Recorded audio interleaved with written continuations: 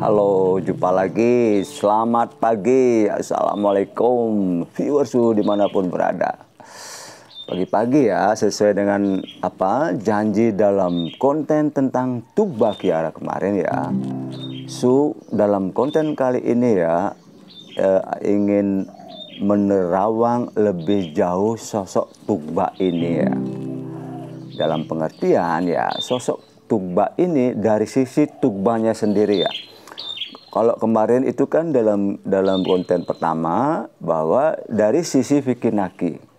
Jadi Vicky Naki sudah menemukan cowok yang memenuhi beberapa kriteria utama ya, baik persetujuan ibunya dan lain-lain.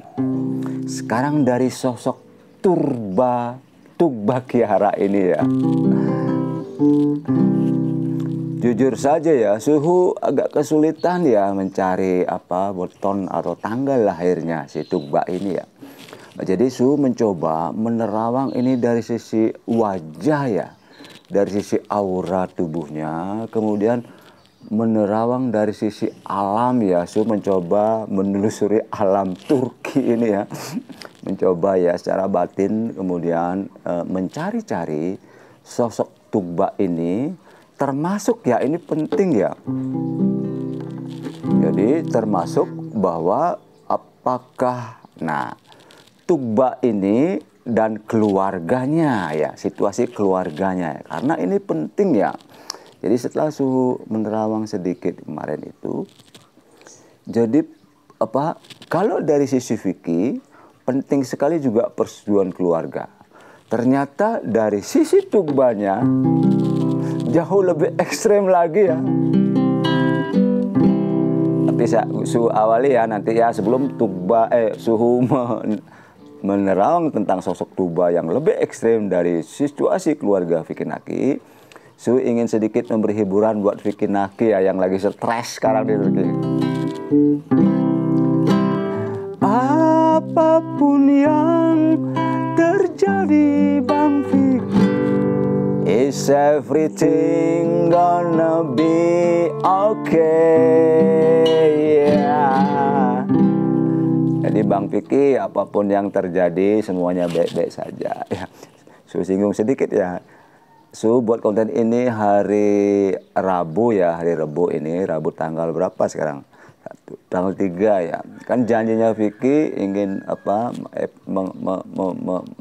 mengupload ya vlog-vlognya. Tapi Suhu mendahului ya, Bang Vicky lagi stres berat di Turki ya.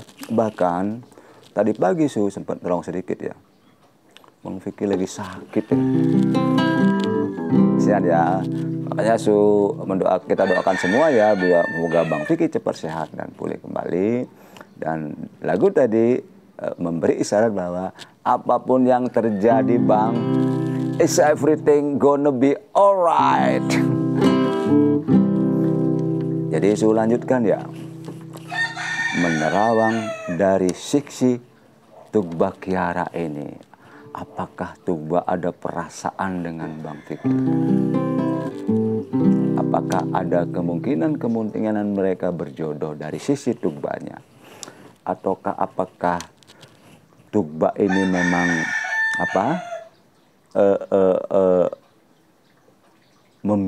di samping memiliki kriteria tadi yang konten kemarin ya, apakah Tugba ini memiliki perasaan yang sama ya, sesuai dengan yang diharapkan oleh para viewer ya, para penggemar Tugba dan Bang Vicky ini.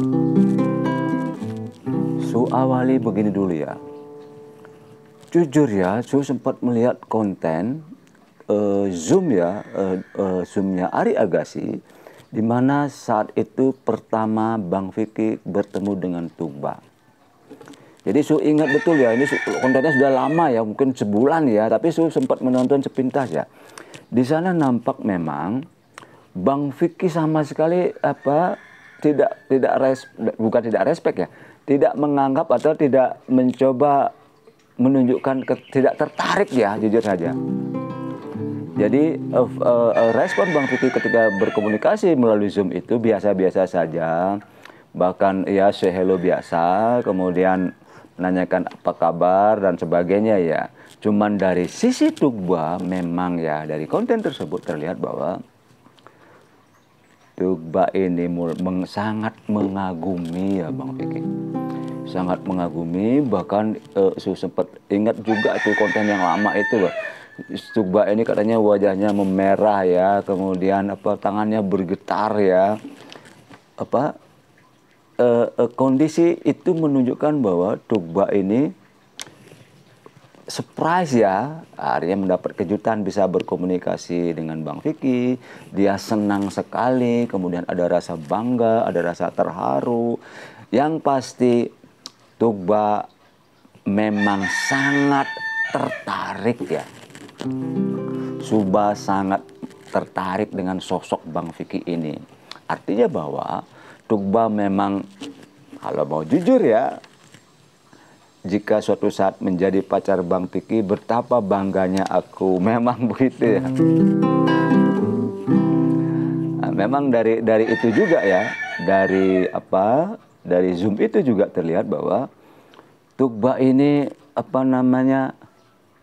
ketika Bang Vicky mengatakan bahwa yang menjadi prioritas nanti suatu saat jika akan berkunjung ya ke negara, ke Turki misalnya, yang pertama disebut namanya adalah Tugba katanya ya, benar ya.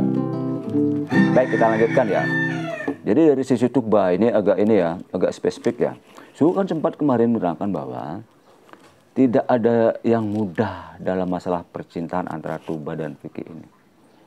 Jadi ternyata ya memang benar ada sebuah dinding atau tembok atau penghalang yang luar biasa ya.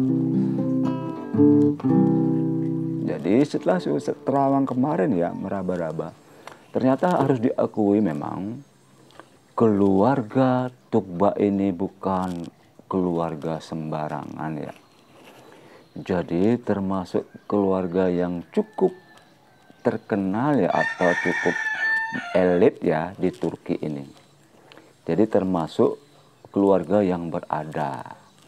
Tapi sekali lagi, walaupun Turki itu termasuk bagian dari negara Eropa ya, tapi pola pikir keluarga dari Tugba ini masih sangat tradisional ya, bahkan cenderung feodal ya.